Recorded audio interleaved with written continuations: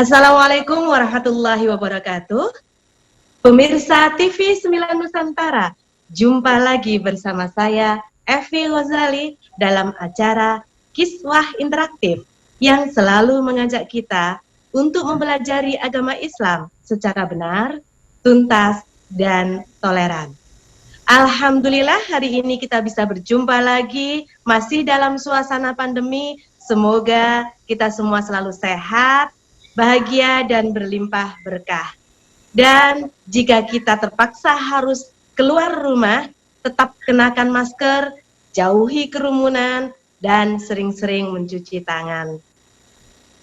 Tema hari ini adalah berbagi cinta di Pulau Mutiara.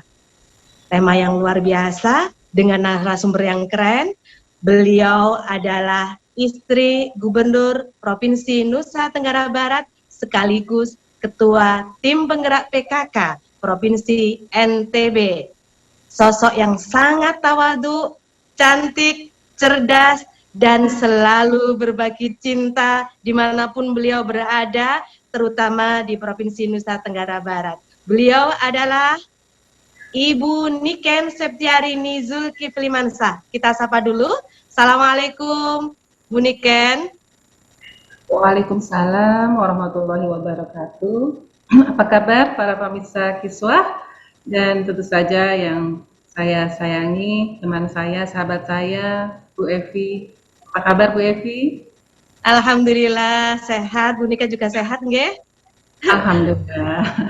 Alhamdulillah pemirsa, beliau adalah sahabat saya dan kami bertemu terakhir sekitar tahun 2010-2011 ketika beliau masih mengelola sebuah lembaga pendidikan yang sangat besar, mulai dari TK, SD, SMP, SMA, Sinar Cendekia, di daerah Bumi Serpong Damai. Sebuah sekolah yang keren, luar biasa. Bahkan saya sangat tertarik dengan ekskulnya yang berkuda. Ada berkuda ya, Bu Niken ya? Ada insya Allah berkuda di sana. Kita Sampai sekarang ya? sampai sekarang. Sampai sekarang. 2 kali saya menginap di rumah beliau, rumah yang sangat asri dan damai. Bu Niken, mohon maaf, menetap menjadi ibu di NTB sejak tahun berapa ya?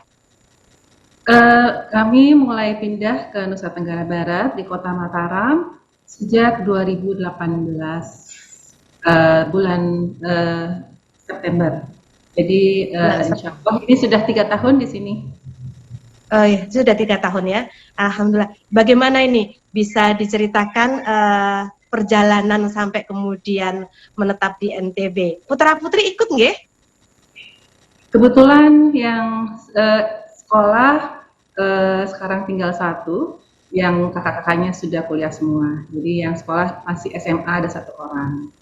Ya gitu Mbak Levi. Jadi mungkin kalau sedikit diceritakan waktu kita ketemu, saya bersama teman-teman di Bumi Serpong Damai di Tangerang Selatan memang mendirikan sebuah sekolah ya yang kami idam-idamkan sendiri. Jadi kami kadang-kadang kalau melihat sekolah-sekolah yang ada merasa ada yang tidak puas atau ingin kami berikan muatan tertentu yang tidak bisa kami dapatkan, dan alhamdulillah saya dipertemukan dengan sahabat-sahabat yang kebetulan satu pendapat, satu visi, kemudian satu tekad, dan kita alhamdulillah bisa bersama-sama mendirikan sebuah sekolah yang saat ini umurnya sudah 10 tahun. Sinar Cendekia di PSD. Kemudian ya karena bagaimanapun saya adalah seorang istri yang mempunyai keluarga dan harus ikut kemanapun suami pergi. Jadi alhamdulillah juga Allah takdirkan kami pindah ke Nusa Tenggara Barat tahun 2018 kemarin dan mulai bekerja sejak 19 September 2018 sampai mungkin 2023 nanti insya Allah. Alhamdulillah. Bu Niken, mohon maaf, sekolah yang keren tadi, Sinar Cendekia, sekarang jumlah muridnya berapa ya, Bu Niken? Siswanya maksudnya? Iya, siswanya.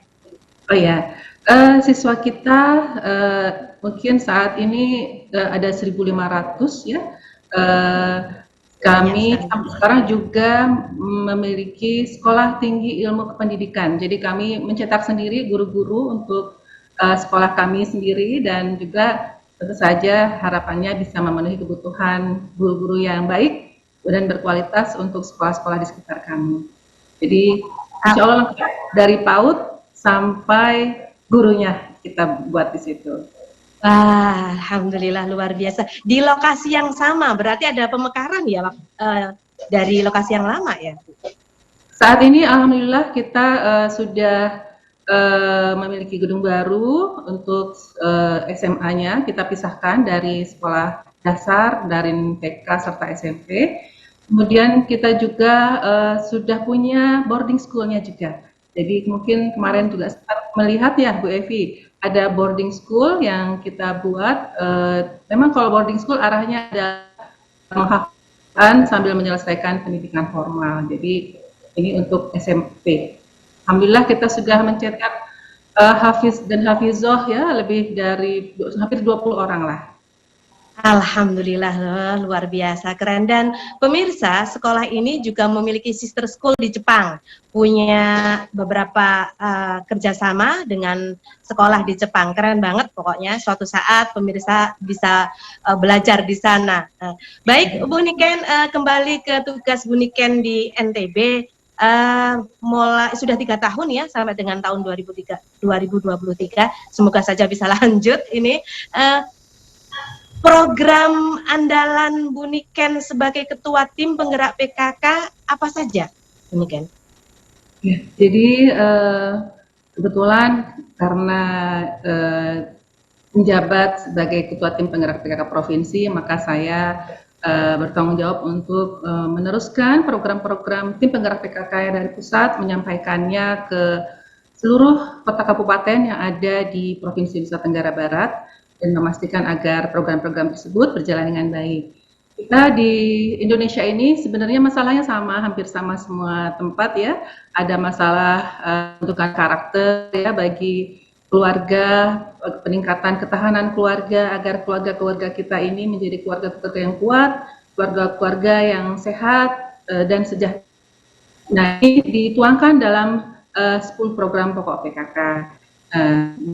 Program utamanya tentu saja misalnya Pokja 1 kita ada 4 Pokja ya. Pokja 1 itu adalah pengasuhan ya, pola asuh anak dan remaja di era digital. Nah, ini kan tantangannya buat kita semua ya, bagaimana agar anak-anak kita, keluarga kita ini dapat tetap mendapatkan pengasuhan yang baik di era digital ini. Tantangannya sungguh luar biasa, dan ini yang kita semua sama-sama saling mencoba membuat program-program yang baik, melakukan sosialisasi dan edukasi kepada masyarakat. Kemudian juga kita juga ada PAUD ya, PAUD Holistik Integratif. Itu adalah bagaimana kita meningkatkan kualitas PAUD-PAUD yang ada. Saat ini alhamdulillah kalau di Nusa Tenggara Barat itu tingkat partisipasi PAUD itu sudah cukup baik. Namun yang menjadi tantangan adalah bagaimana agar PAUD-PAUD tersebut bisa memberikan pendidikan yang berkualitas, serta bisa terintegrasi dengan layanan holistik integratif, artinya ada di situ layanan kesehatan, ya, ada di situ layanan pengasuhan, ya, dan juga ada layanan yang terintegrasi bagaimana melindungi anak dari kekerasan dan lain-lainnya. Jadi kita inginnya anak-anak yang di usia PAUD ini benar-benar mendapatkan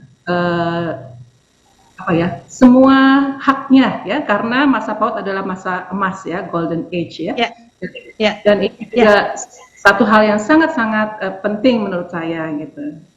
Ya, Bu Niken, 2 program yang tadi ya tentang pengasuhan dan PAUD ini sebetulnya sangat terkait erat gitu. Nah, pemirsa, ini perbincangan mulai menghangat, akan kita lanjutkan di segmen berikutnya. Mohon izin Bu Niken, kita usaikan dulu segmen 1 ini, dan pemirsa kita ikuti segmen berikutnya setelah jeda iklan berikut. Pemirsa TV 9 Nusantara, masih bersama saya Evi Ghazali dengan narasumber yang luar biasa. Beliau adalah Ibu Niken Zulkifli Mansah, Ibunda warga masyarakat NTB. Tadi sudah beliau sampaikan tentang dua program unggulan, dua pokja dari PKK yang keren banget, yang semoga nanti bisa kita tuntas, kita bahas, kita kupas. Ini keren banget. Dan selanjutnya akan kita bahas lagi tentang program unggulan lain di Nusa Tenggara Barat. Ibu Niken? Ya, silakan. Ya, mohon penjelasannya Ibu. Selanjutnya program-program apa saja di Pokja PKK Nusa Tenggara Barat? Ya, kami di Pokja 3 adalah Pokja yang memberikan perhatian kepada bagaimana membuat penata laksanaan rumah yang baik sehat. Ya. Jadi di sini ada menanam tanaman sayur mayur yang bermanfaat untuk keluarga di rumah, kemudian aneka ragam makanan yang bergizi. Jadi tidak kita mengubah menu makanan itu harus beraneka ragam, karena semakin beragam sebenarnya sangat bagus untuk tubuh kita sendiri. Kemudian di Pokja keempat kita ada satu program yang memang khusus ya, unik NTB, yaitu sesuatu yang kita sebut revitalisasi posyandu. Jadi revitalisasi posyandu adalah membuat posyandu itu menjadi posyandu yang naik kelas, yang meningkat layanannya. Jadi tidak hanya ibu hamil, balita, ataupun ibu menyusui yang dilayani, tapi juga lansia dan juga remaja. Jadi kita berketujuan agar layanan kesehatan juga dapat diakses oleh seluruh warga masyarakat desa pada hari posyandu tersebut. Dan posyandu ini tentu saja juga nantinya jika berjalan dengan baik, kita harapkan agar bisa menjadi titik sosialisasi dan edukasi bagi masyarakat yang sudah berkumpul pada hari itu di posyandu. Jadi kalau di situ kebetulan ada masalah trafficking atau kebetulan ada masalah narkoba bagi remajanya, kebetulan ada masalah kesehatan bagi para lansianya, kita adakan sosialisasi untuk menyelesaikan masa-masa tersebut pada hari posyandu yang telah ditetapkan. Itu yang melalui PKK ya Bu Evi. Kebetulan saya juga di sini menjadi koordinator wilayah ICSB Nusa Tenggara Barat. ICSB itu International. Apa itu Bu Niken? ICSB International Council for Small Business. Ini adalah sebuah organisasi global sebenarnya yang memperhatikan small business. Ya. Jadi organisasi ini mendukung, memperhatikan small business, mengintegrasikannya dengan program-program nasional maupun global. Dan kemarin saya bertemu, kira-kira sudah hampir setahun lah ya, saya bertemu dengan Pak Hermawan Kartajaya, pendiri ICSB Indonesia. Minta saya menjadi koordinator untuk NTB, jadi alhamdulillah ya, saya kebetulan saya juga suka sekali membina UKM-UKM. Jadi saya pikir ini yang cocok juga untuk kami memberikan wadah bagi para UKM untuk bisa terus maju dan meningkatkan kelasnya. Wah, keren banget ini keren banget Bu Niken. Tadi sudah disinggung tentang UMKM ya. Mohon maaf ini, saya pernah datang ke NTB, terutama di Mataram ini cukup banyak sentra UMKM ya, yang keren luar biasa. Bahkan mohon maaf, ketika kemudian saya berkunjung ke Thailand, jenis mutiaranya ini mirip gitu. Sampai saya ya Allah gitu.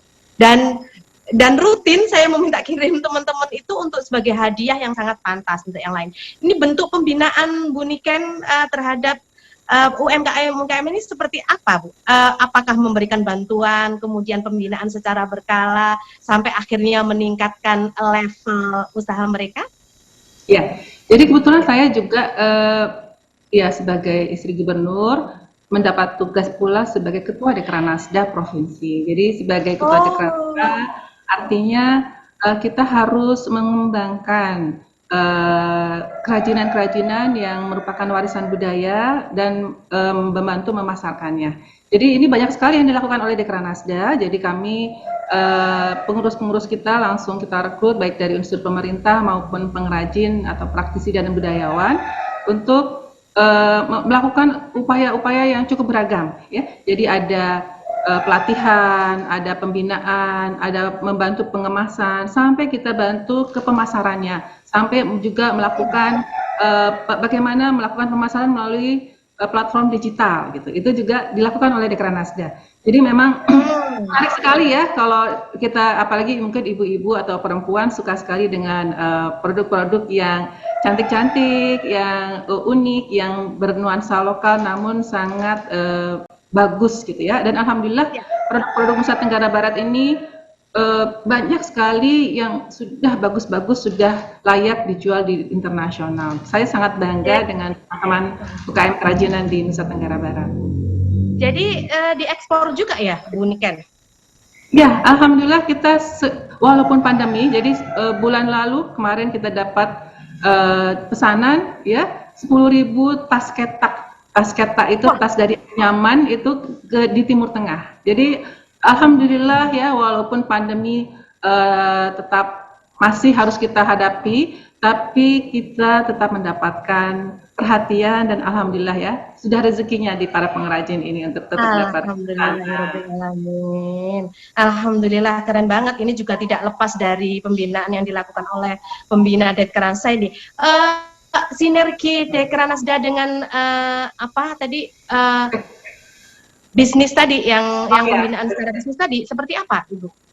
Jadi kalau Dekranasda ini arahnya kerajinan. Jadi kalau kerajinan itu sesuatu yang dibuat dengan tangan yang merupakan warisan budaya. Kalau UKM tadi itu small business, jadi bisnisnya apa saja, bisa dia produk makanan, produk snack atau minuman ya. Dan di NTB ini ada banyak sekali tempat-tempat di mana kita juga bisa dapatkan kopi-kopi lokal yang bermutu. Jadi alhamdulillah baru bulan lalu kita promosi kopi lokal NTB di Turki dan alhamdulillah ya pesanannya banyak sekali dari market tersebut.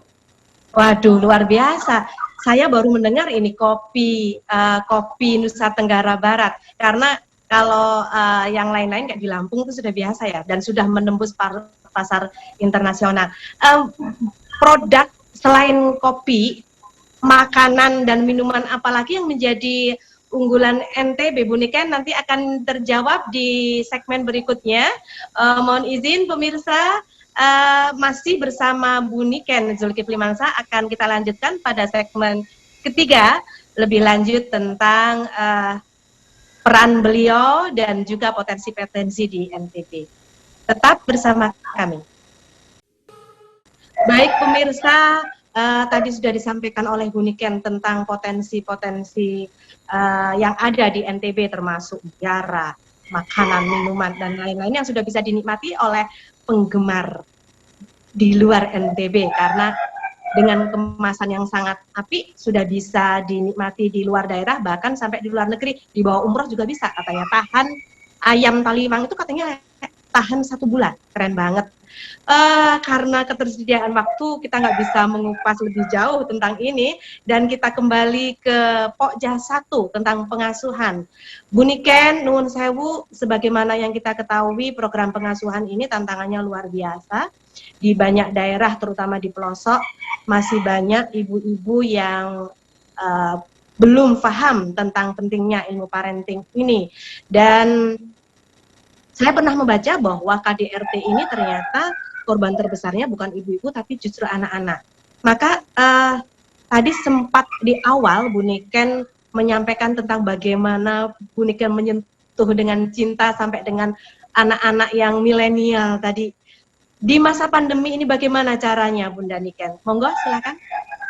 Ya Mbak Evi, betul sekali bahwa masa pandemi membuat kita berhadapan dengan sebuah tantangan baru yang sama sekali sebelumnya tidak pernah diperkirakan ya, di mana kita semua dipaksa tinggal di rumah, anak-anak dipaksa tinggal bersama orang tuanya dengan kondisi yang serba sulit, sehingga ya mau tidak mau kadang-kadang ada efek negatif ya, ada anak-anak mengalami kekerasan atau juga para ibunya juga mengalami kekerasan. Artinya keluarga menjadi sebuah tempat yang tidak lagi nyaman gitu ya. Nah ini memang menjadi tantangan kita semua, dan saya dan tentu saja kita semua ya, juga ada hambatan karena kita tidak bisa lagi berkeliling, tidak bisa lagi memberikan program-program, melaksanakan kegiatan keliling daerah dengan adanya pandemi ini.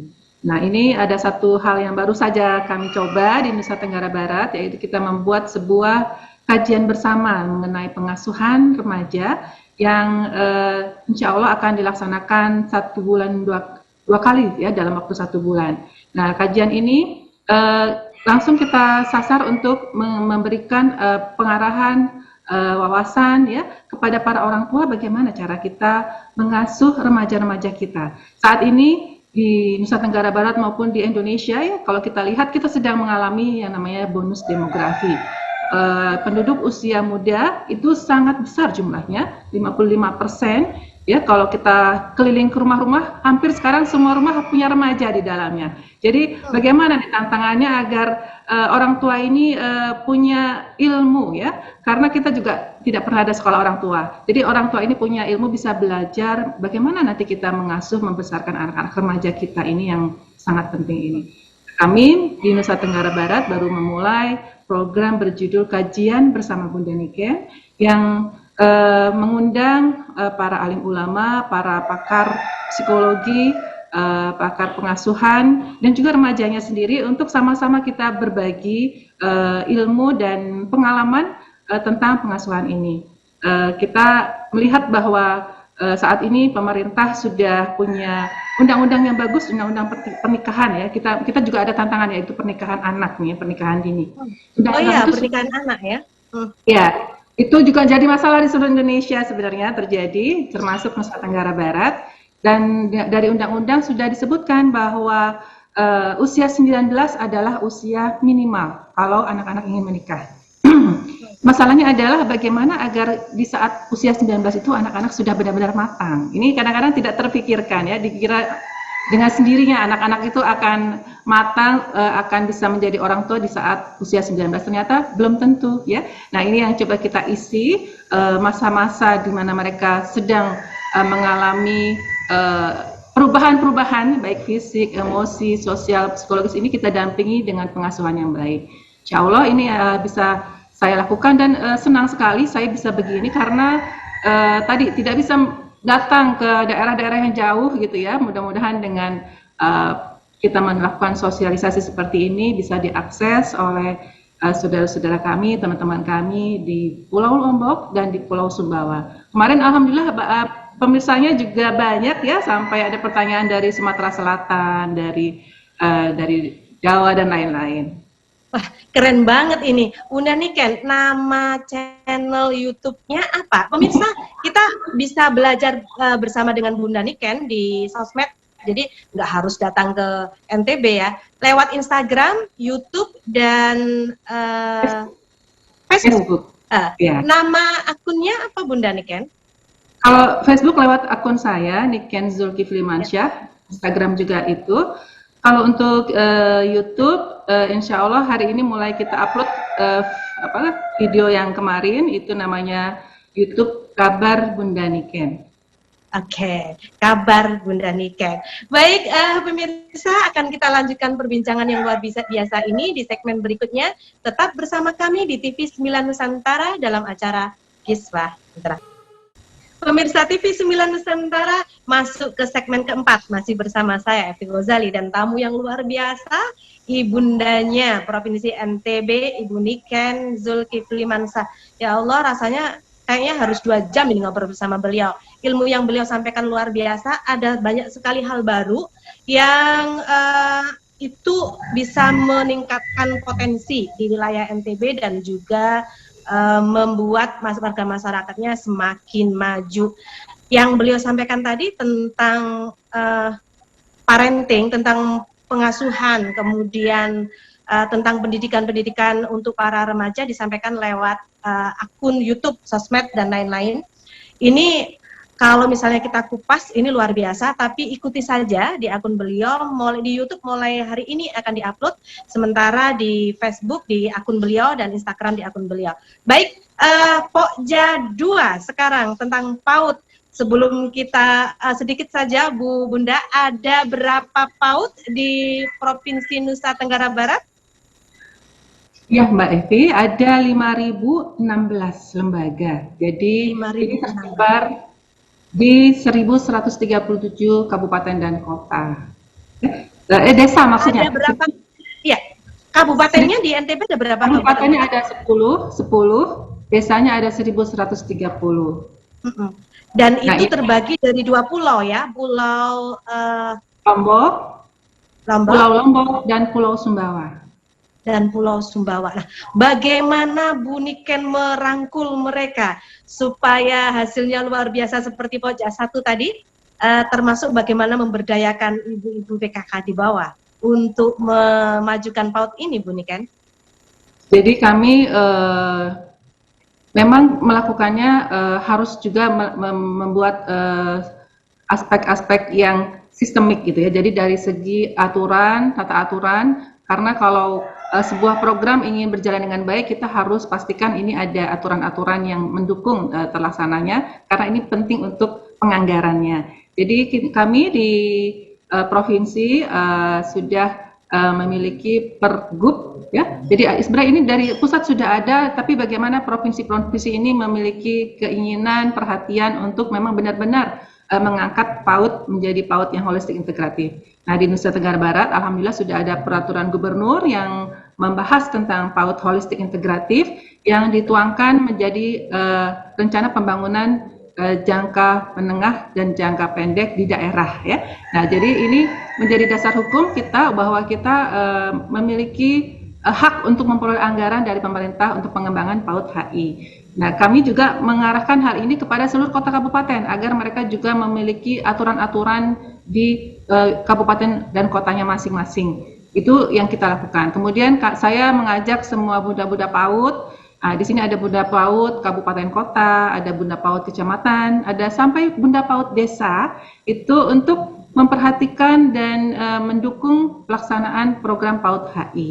Dan target kita semua desa minimal harus punya 1 PAUD HI. Karena PAUD yang ada sekarang masih PAUD biasa ya. Kita ingin membuat mereka terintegrasi dengan puskesmas, ada pengasuhan untuk orang tuanya, kelas pengasuhan untuk orang tuanya ya. Tadi kalau kata-kata pengasuhan untuk anak balita, kadang-kadang orang tuanya tidak terluput dari ilmu tentang parenting. Nah, ini kita masuki lewat PAUD. Jadi pengasuhan itu adalah bagian dari PAUD HI-nya.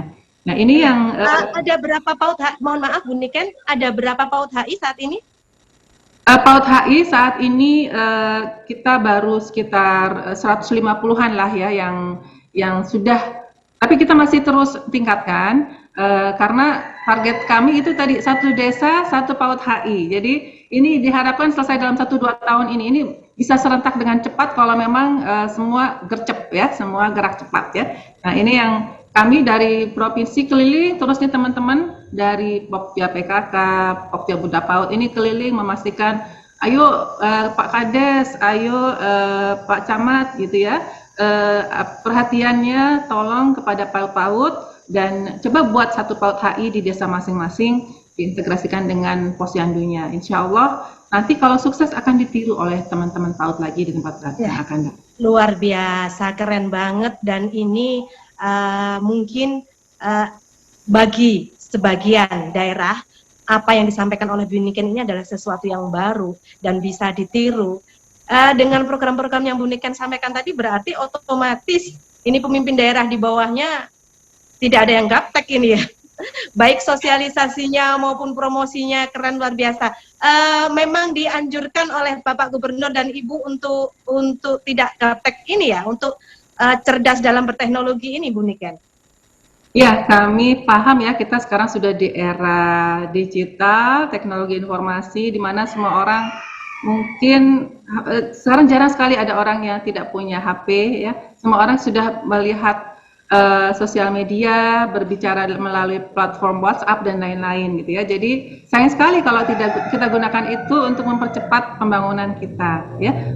Dan alhamdulillah juga saya selalu meminta ya, kalau kami lewat tim penggerak PKK, saya menekankan ayo semua tim penggerak PKK kabupaten kota punya akun Facebook.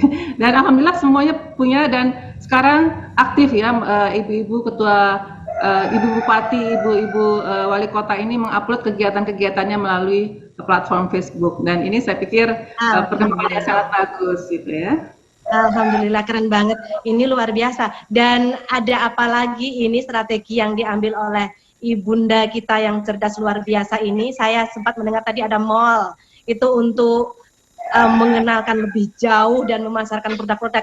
Apa yang bisa kami dapatkan dengan informasi yang akan Ibu sampaikan ini? Silakan Ibu Niken.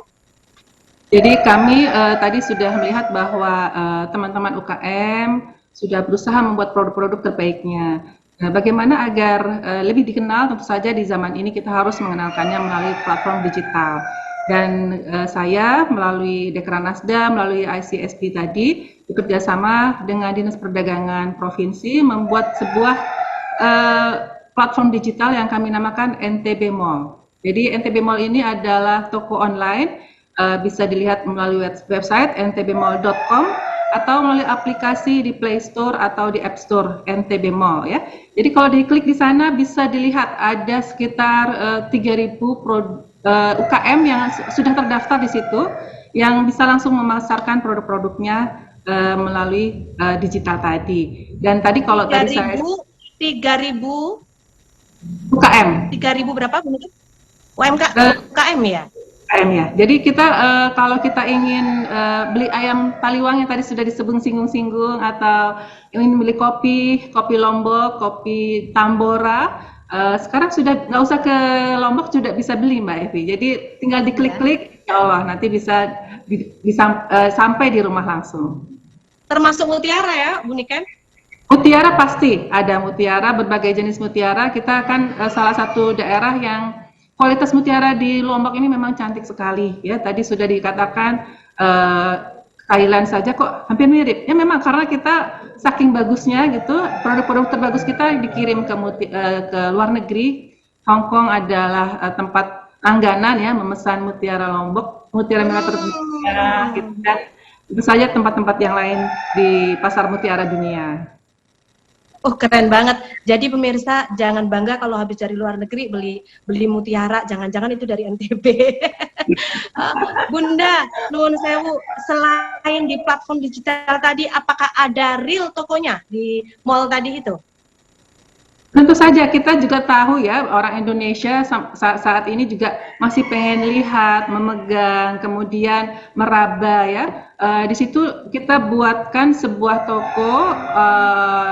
toko fisik di mana produk-produk UKM terbaik NTB dipajang dan dijual. Nama tokonya juga tetap toko NTB Mall. Ini ada di Jalan Langko, bisa ke sana kapan saja, buka sampai malam setiap hari. Dan yang kita pajang di toko adalah produk-produk yang sudah dikurasi, yang terbaik. Jadi kalau mampir ke NTB, nggak usah ke toko-toko lain, nggak usah keliling NTB untuk cari produk-produk terbaiknya. Cukup datang ke toko NTB Mall, di situ akan diperoleh produk dengan harga yang tidak jauh berbeda dengan harga yang ada di pelosok-pelosok sana. Jadi ini memang tempat kita untuk mengangkat produk-produk UKM supaya mendapatkan posisi yang bagus, dipajang dengan baik, dan tentu saja dapat diakses pembeli dengan mudah. Alhamdulillah. Jadi pemirsa kalau berkunjung ke NTB nggak perlu lagi keliling dari satu tempat ke tempat lain kalau mau belanja. Ini hobi kita, cukup di satu tempat, insya Allah semua akan tersedia. Pemirsa luar biasa, Bu Niken mohon izin, ini segmen keempat sudah berakhir, akan kita lanjutkan di segmen terakhir, di segmen 5. Pemirsa TV 9 Nusantara, tetap bersama kami. Saya, Evi Ghazali, dan Ibunda NTB, Provinsi NTB, Ibu Niken Zulkifli Mansur. Pemirsa TV 9 Nusantara, sampailah kita di segmen terakhir. Ya Allah, maunya masih ngobrol lagi yang banyak ilmu yang kita dapatkan ya dari Bu Niken. Ini masih ada 2 pokja, disinggung sedikit saja Bu Niken, tantangannya apa untuk 2 pokja ini dan bagaimana Bu Niken untuk mengatasinya?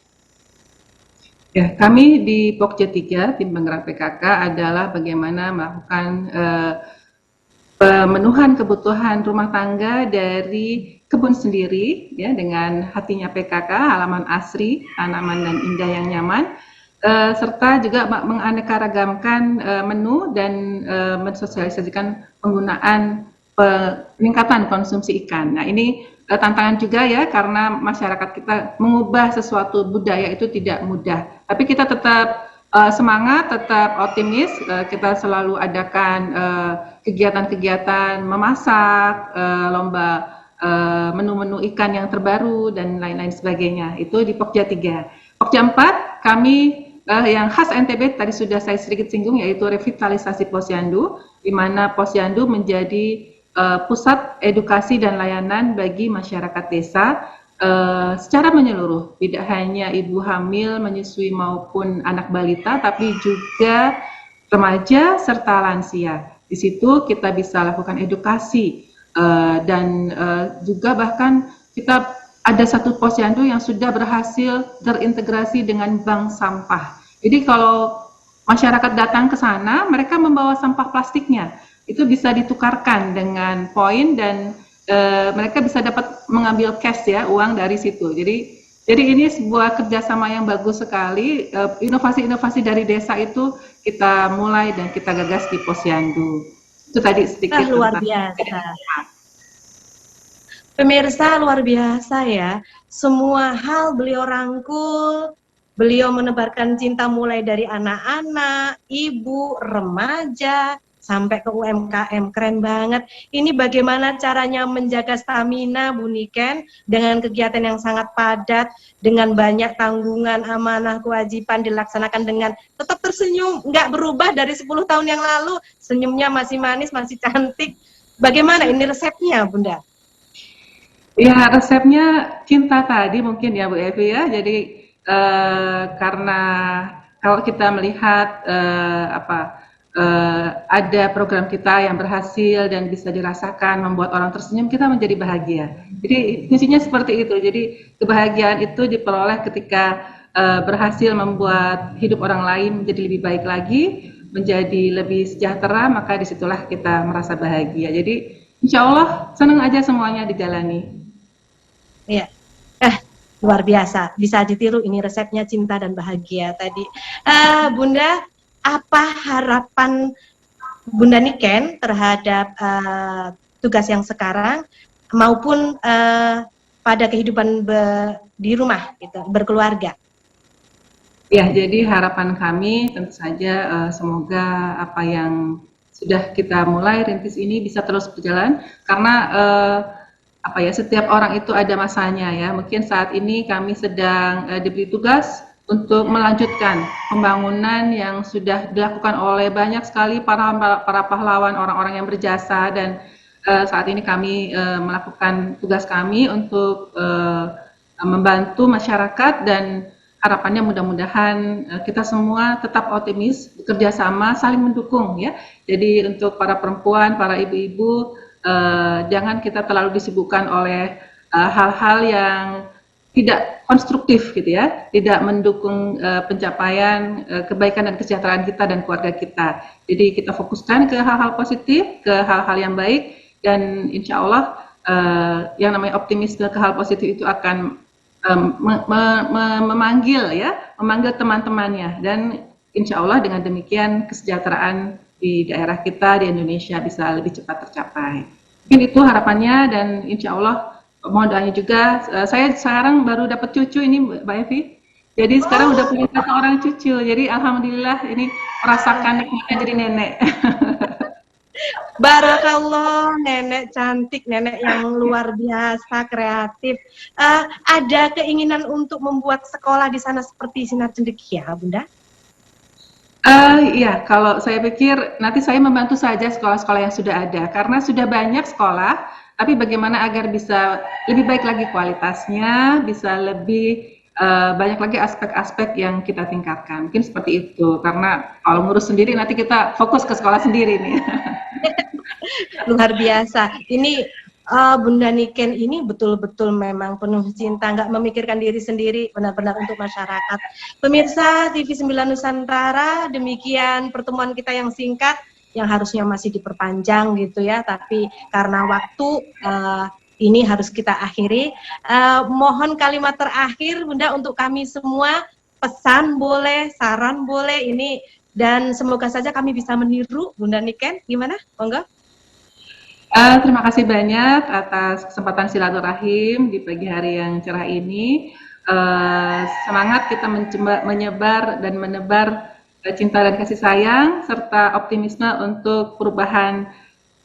Kalau kami di NTB menyebutnya NTB yang gemilang ya. Insya Allah NTB gemilang, Indonesia maju, seluruh masyarakat Indonesia kita optimis bisa melampaui masa pandemi ini dengan baik dan menjadi bangsa yang lebih hebat lagi di mata dunia. Mungkin seperti itu. Semangat terus semuanya. Assalamualaikum warahmatullahi wabarakatuh. Waalaikumsalam warahmatullahi wabarakatuh. Terima kasih Bu Niken, selamat untuk cucu barunya, selamat untuk NTB Gemilang dan Indonesia yang semakin maju. Pemirsa TV 9 Nusantara, demikian pertemuan kita. Saya Evi Ghazali bersama Ibu Niken Zulkifli Mansa, Ibu Bunda PAUD dari Provinsi NTB sekaligus Ketua Tim Penggerak PKK Nusa Tenggara Barat, dan semoga siaran ini bermanfaat, acara ini bisa banyak memberikan manfaat dan berkah. Sekali lagi masih dalam suasana pandemi, tetap jaga kesehatan, tetap jaga prokes, tetap jaga 5M, dan salam cinta dari kami, dari Bandar Lampung dan dari Provinsi Nusa Tenggara Barat.